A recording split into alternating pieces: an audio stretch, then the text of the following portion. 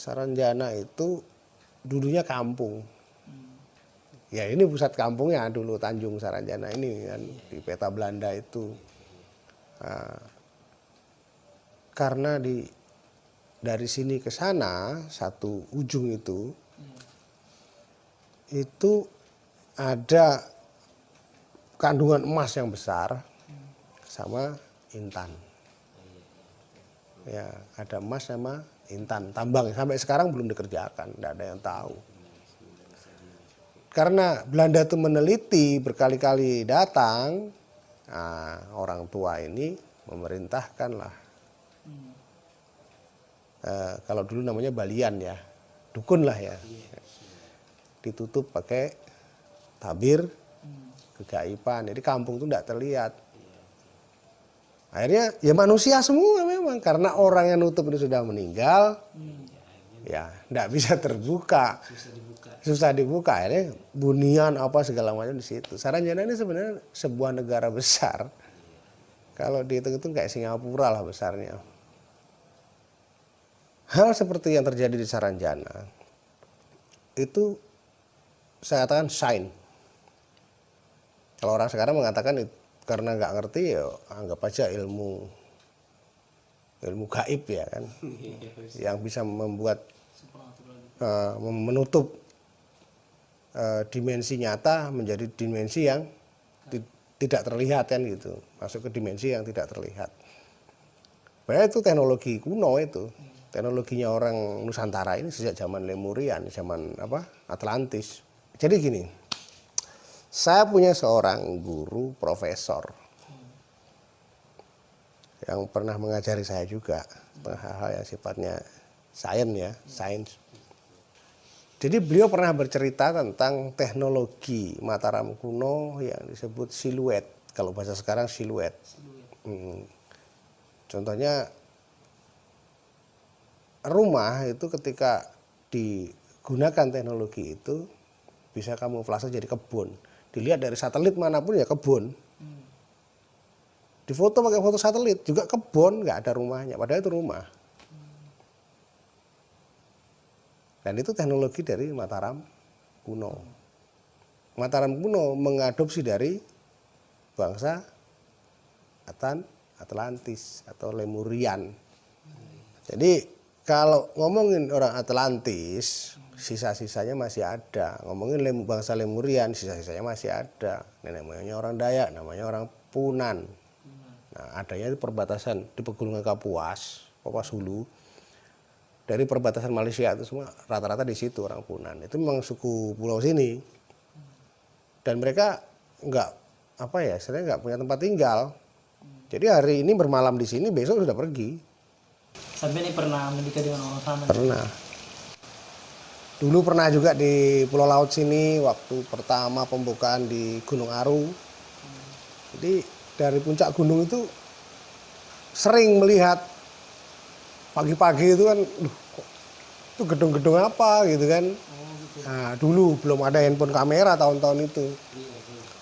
Nah, sering desas-desus sama teman-teman kok pagi-pagi, bukan saya sendiri yang lihat, mereka juga ngelihat dulu. Banyak yang lihat gitu. Iya.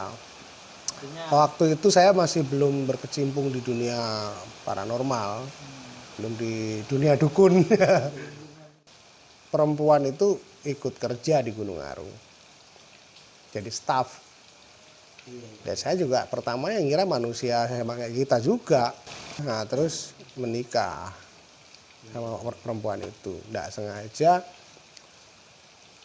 Ya dia ngomongnya kan kampungnya jauh. Ya udah kita nikah di sini aja, nikah di Gunung Aru. Dinikahkan di masjid sana di Gunung Aru. Ternyata di dalam Saranjana.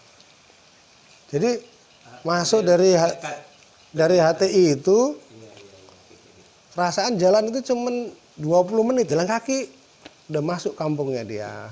Rumahnya bagus, orang tuanya nyambut. Nah, di situ saya pikir manusia biasa lah, nggak tahu saya. Baru saya sadar itu ketika keluar dari situ, kembali ke Gunung Aru, katanya saya sudah hilang berdua itu 1 minggu. Perasaan cuman 1 hari. Nah 7 jam lah. 7 jam ya, sampai 1 hari ya. Turun kan saya bawa motor Win. Dulu kan inventarisnya Win dari divisi 6 paling ujung Gunung Aru itu. Nah, turun ke pabrik izin, dari pabrik sana dapat izin. Nah, cuman 2 hari izinnya. Turun sampai ke HTI situ. Ya saya pikir ya kampungnya dia di situ. Ngomongnya kan kampungnya jauh di bawah sana, kita nikah di Gunung Aru aja. Nah, saya bilang orang tuamu gimana? Enggak apa-apa, enggak marah. Ya wes nikah pakai wali hakim. Ternyata masuk ke situ, perasaan pagi masuk jam 9, turun dari Gunung Aru kan, masuk ke situ jam 9. Jam 5 sore saya keluar, balik lagi Gunung Aru. Ternyata sudah 7 hari katanya hilang berdua. Jadi saya balik ke sana ribut di situ, baru saya tanya dia.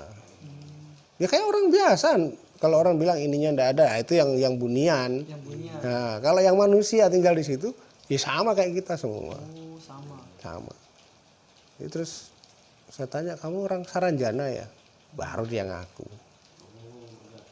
Iya, saya orang Saranjana.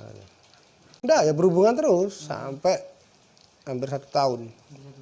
1 tahun saya pulang ke Banjar. Saya aja enggak mau nyebrang pulau katanya. Sama pulang aja dulu, tapi bawa ini katanya. Kasih pisau. Jadi kalau ini aku berhenti kerja, aku di kampung aja. Sampai kalau mau masuk, lewat mana aja, tancapkan pisau ini ke tanah, nanti terbuka pintunya. Aku pulang izin sama orang tua aku kan, boleh saya mau ke Kota Baru, saya sudah punya janji, saya kalau ngingkari tidak enak. Saya nikah sama orang yang setengah gaib, saya bilang. Bapak saya ngerti, ibu saya tidak ngerti. Ah kamu itu ngayal katanya. Kalau bapak saya kan ngomong, ya udah nggak apa-apa. Tapi ya ingat-ingat pulang, ya berangkat saya, udah dapat restu bapak kan, berangkat. Ya, saya masuk dari HTI situ lagi, tancapin pisau sini, buka pintunya, masuk.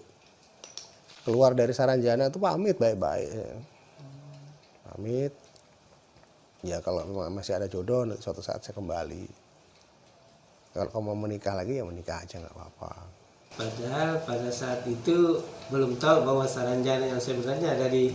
Belum tahu sama sekali kalau ada di sini di Oka-Oka sini, saya belum tahu. Padahal sudah sering masuk. Iya, padahal masuknya dari HTI sana. Ya, padahal itu memang kalau sudah masuk di sana, artinya sudah. Berarti larinya ke sini.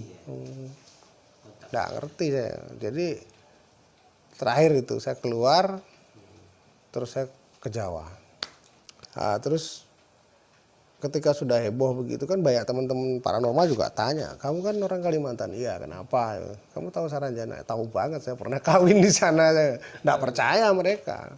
Itu bunian, bukan, saya bilang manusia, bukan bunian. Tapi di alam situ juga ada buniannya yang ikut bermukim di situ. Tadi yang saya lihat di kayu Kariwaya 2 tadi, yang sampuk tadi ya, itu pintu gerbang. Memang kayu itu dibentuk sama mereka begitu di alamnya. Tapi kalau di alamnya mereka itu pintu gerbang.